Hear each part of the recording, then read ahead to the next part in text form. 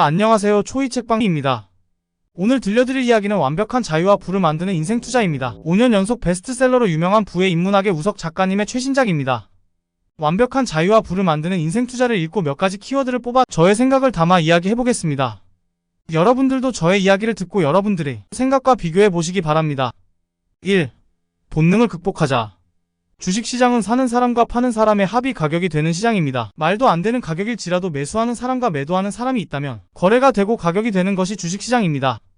우리는 이런 비합리적인 시장에서 본능적으로 거래하는 건 아닐까 생각해 봐야 합니다. 주식이 급등하면 더 오를 것 같은데 지금이라도 사야 하나 생각하고, 주식이 급락하면 더 떨어질 것 같은데 지금이라도 팔아야 하나 고민합니다. 주식이 급등하면 파는 사람보다 사는 사람이 많다는 이야기이고, 주식이 급락하면 사는 사람보다 파는 사람이 더 많다는 이야기입니다. 이러한 상황에서 우리는 본능적으로 남들을 따라가고 싶어 합니다. 남들을 따라 사고 팔고를 반복하다 보면 과연 부자가 될 수 있을까요? 한두 번은 운 좋게도 성공할 수 있겠지만 지속하기는 힘들어 보입니다.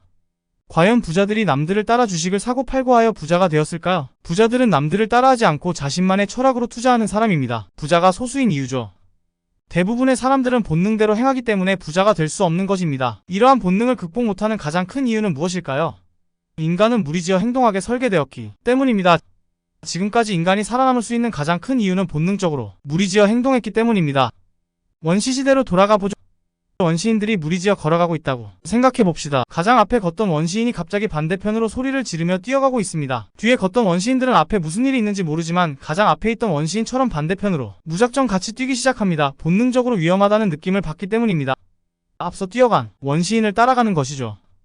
이러한 본능이 인간을 지금까지 살아남게 해놨기 때문입니다. 남들을 따라 뛰어야 위험에서 벗어날 수 있다고 뇌에 메모리 되어 있기 때문입니다. 하지만 현대사회에 이르러서는 이러한 불필요한 본능은 투자에 방해가 됩니다. 우리가 본능을 극복해야 하는 이유이며 자신만의 철학이 확고해야 하는 이유입니다. 자신만의 철학이 있다면 본능에 휘둘려 남들을 따라가지 않을 것이기 때문입니다. 2.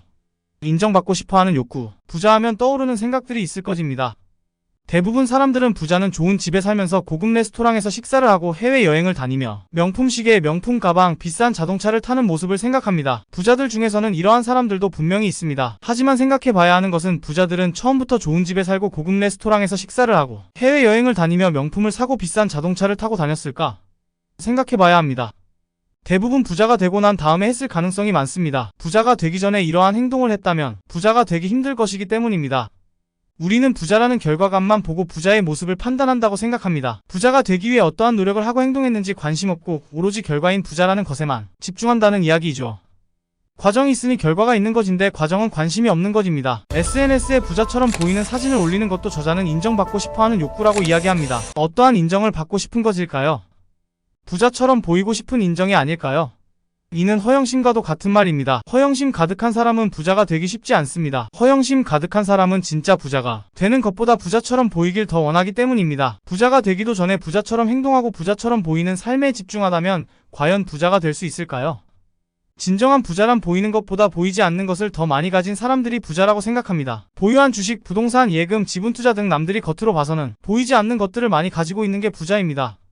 부자가 되고 싶은 사람들은 고민해봐야 합니다. 내가 과연 부자가 되고 싶은 것인지, 부자처럼 보이고 싶은 것인지. 사람들과 이야기하다 보면 부자가 되고 싶은 사람보다는 부자처럼 보이고 싶은 사람들이 더 많다는 사실을 알게 되실 겁니다. 3. 투자와 전쟁에서 이기는 필승 방법. 처음에 이야기한 본능이 여기에도 적용되는 것 같습니다. 큰 폭락장이 왔다는 것은 대부분 사람들은 매도를 외친다는 것입니다. 커다란 장대음봉을 보고 대부분의 사람들도 매도 대열에 합류하게 됩니다. 본능에 휩쓸려 이성적으로 생각하지 않고 남들을 따라 행동한다는 것입니다. 상승장이라고 다를까요? 상승장에도 마찬가지입니다. 폭락장을 한번 겪고 난 다음 대부분 사람들은 주식은 절대 하지 않겠다고 생각합니다. 소중한 돈이 반토막 나는 경험이 있기 때문에 주식시장은 거들떠도 보지 않습니다. 주식시장을 잊고 지내다 보니 어느 순간부터 회사에서든 커피숍에서든 주식 이야기가 들려오기 시작합니다. 누가 어떤 종목으로 얼마를 벌었다더라, 어떤 주식이 좋은데 지금 사야 한다더라, 이런 이야기 말이죠. 이러한 이야기는 들리지만 주식은 하지 않기로 했기에 처음에는 관심을 두지 않습니다. 하지만 너도 나도 주식 이야기에 다시 한번 주식에 관심을 가지고 매수하기 시작합니다. 이야기한 방법대로 주식을 하고 있으시진 않으신가요? 이러한 행동은 투자에서 필패하는 방법입니다. 저자는 본능을 극복하고 내가 유리한 시간과 장소를 선택해야 한다고 이야기합니다. 하지만 방금 들려드린 이야기는 내가 유리한 시간과 장소를 선택한 것일까요? 남들이 유리한 시간과 장소를 선택한 것일까요? 답은 당연하게도 후자이겠죠. 저자는 큰 폭락장에 남들과 다르게 본능을 이기고 매수를 하고 상승장에 남들과 다르게 본능을 이기고 투자를 조심한다고 이야기합니다. 본능에 휩쓸리지 않고 내가 투자해야 할 시점을 고른다면 성공할 확률이 높습니다. 이 방법이 무조건 성공으로 이끄는 것은 아니지만 성공 확률을 비약적으로 높여주는 역할을 할 수 있습니다. 모든 자산을 투자할 때는 꼭꼭 내가 유리한 위치인지 불리한 위치인지 확인하고 투자하는 습관을 들이는 것이 바람직해 보입니다.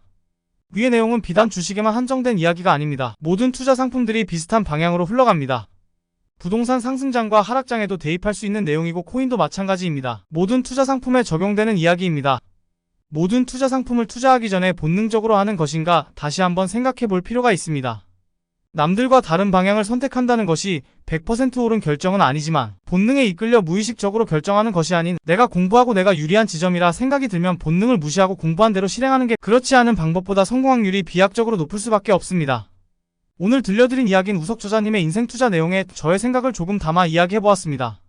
이러한 이야기를 계속 보고 싶으시다면 좋아요, 구독 부탁드립니다. 시청해주시는 여러분들이 있어 감사합니다. 좋은 하루 되세요.